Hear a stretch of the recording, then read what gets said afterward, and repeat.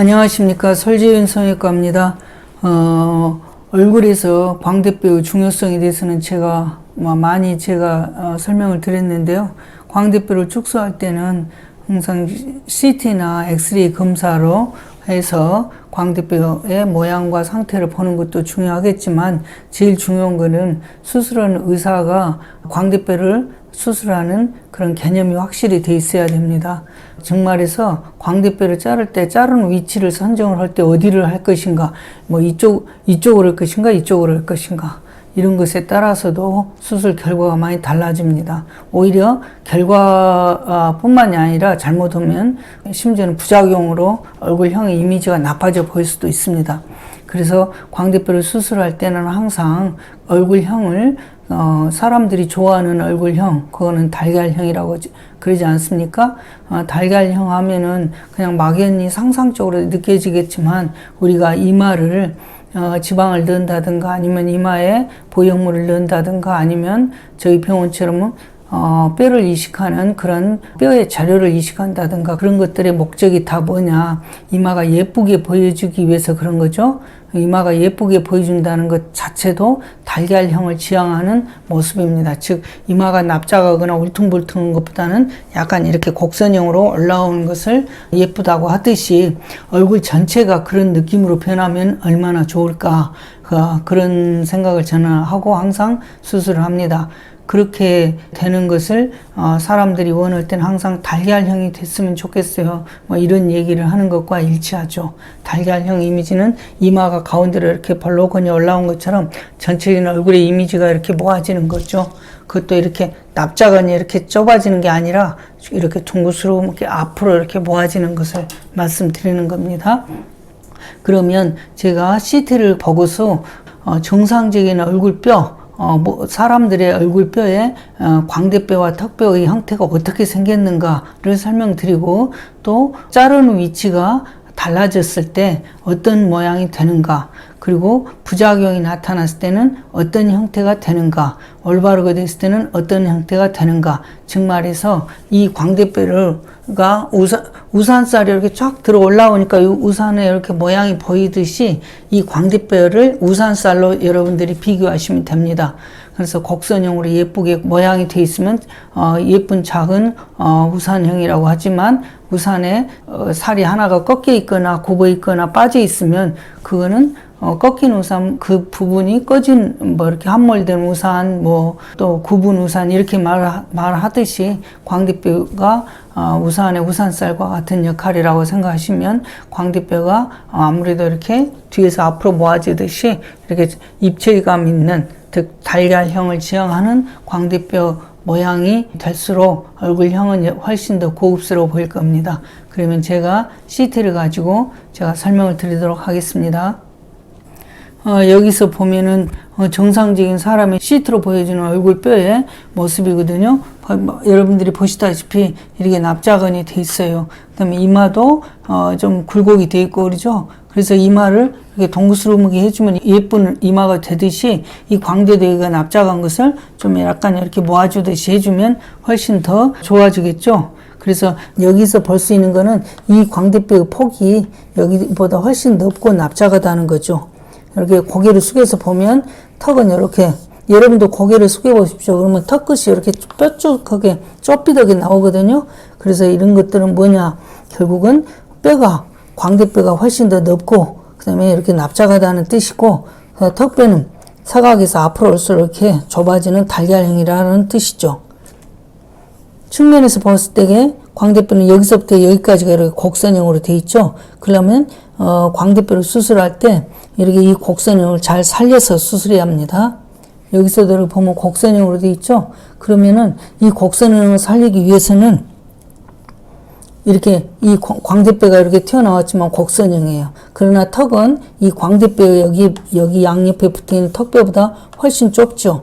이렇게 좁아요. 좁으니까 이게 넓고 폭이 넓은 이 광대뼈 부위에서 이렇게 좁혀주면 훨씬 더 작아지겠죠, 얼굴이.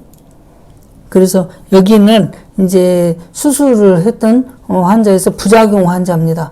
정면에서 보면 아무렇지도 않은 CT처럼 보여요. 물론 그 전에 시트에 이런 것과 비교해 보면 해상도나 그 화질이 아주 품질이 떨어지는 그런 시트예요. 이런 시트를 보고서 무슨 뼈가 뭐 붙었다 안 붙었다 이런 거 판단한다는 것 자체가 참 의사 입장에서 봤을 때는 황당한 말인데, 하여튼 이렇게 정면에서 봤을 때 여기 보면은 이렇게 붙어 있는 것처럼 보여요. 그런데 여러분들께서 조심할 것은 성형외과에서 자체적으로 CT 찍어서 거기서 보는 판단이 꼭 맞은 판단이라고는 생각해서는 안 됩니다. 왜냐하면 여기서는 이렇게 잘라놓은 선이 붙어 있고 여기에 지금 고정했던 나사들이 보이는데, 물론 여기도 보이네요. 근데 옆에서 보면 이렇게 쫙 갈라져 있는 거예요. 그 다음에 이렇게 뼈가 갈라져 있고 여기 고정한 부위만 이렇게 붙어 있으면 나중에는 그렇게 얘기하겠죠. 여기 뭐 이 정도 떨어진 건 아무 상관없다. 그런데 뼈에서 근본적인 개념은 뼈라는 건 올바른 수술의 뼈 개념으로 설명을 하는 것이지, 뭐 이 정도 떨어진 건 상관없다 이렇게 되면은 좀 곤란합니다. 반대측도 보면 이렇게 뼈가 온전하게 잘 안 돼 있어요. 그 다음에 밑에서 보면 이 뼈가 이렇게 정확한 이렇게 곡선형으로 이렇게 안 가니까 여기 위에 잘랐던 요 위에는 그대로 삐져 나와 있어요. 이쪽에도 이렇게 삐져 나와 있죠. 저렇게 돼 있으면은 정면에서 봤을 때는 큰 효과가 없습니다. 다만 측면에서만 여기만 좀 납작해지는 뿐이죠. 그 다음에 여기는 이제 사각턱을 이렇게 길게 자르고 앞턱을 티적으로 좁혀놨는데, 이렇게 밑에를 이렇게 잘라냈다고 해서 이 폭이 줄어든 건 아니고 오히려 이런 사이에 들어와 있는 이빨 뿌리라든가 임플란트 뿌리가 밑에 받침대가 없어짐으로 인해서 나중에 오래 유지하거나 또는 건강한 유지에 나쁜 영향을 줄 수 있다는 것이기 때문에 굳이 정면에서 효과도 없는 이렇게 긴 곡선에 이렇게 턱선을 자를 필요는 없다. 그 다음에 이거는 이제 저희 병원에서 수술했던 환자인데 측면 방향에서 봐도 이렇게 올바로 잘 붙어 있죠.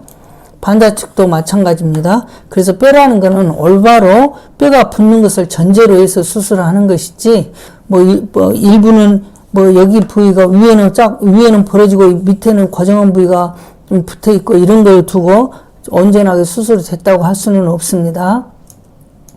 그리고 아까 뼈를 자르는 위치 선정이라고 했는데, 이렇게 보면 여기서 뒤에서부터 앞으로 이렇게 보면 여기가 아까 곡선형이라고 그랬죠. 그럼 이 곡선형을 가장 많이 남기려면 이렇게 지금 A라인처럼 이렇게 눈뼈 가까이서 이렇게 잘라줘야 이 곡선이 길게 남는 거예요. 그리고 뒷광대를 자르고. 그런데 이제 일반 성형외과에서 하는 그런 수술에서는 여기 보면 이렇게 꺾이는 부위가 있거든요. 이 꺾이는 부위에서 이렇게 잘라버리면은 이 곡선형 길이가 짧아지니까 옆에만 측면만 납작하게 들어가 버리게 되죠. 그걸 보면은 이렇게 눈 옆으로 이렇게 가까이서 이렇게 딱 잘라놓은 뼈가는 여기서부터 여기까지 곡선형이 살아있어요. 그러니까 이 뼈가 낮아지면 여기에 계단이 생길 수 있는데, 그거는 이 낮아진 곡선에 맞춰서 여기를 갈아주면은 여기서부터 앞으로 이렇게 모아지는 그런 입체감 있는 얼굴형이 됩니다.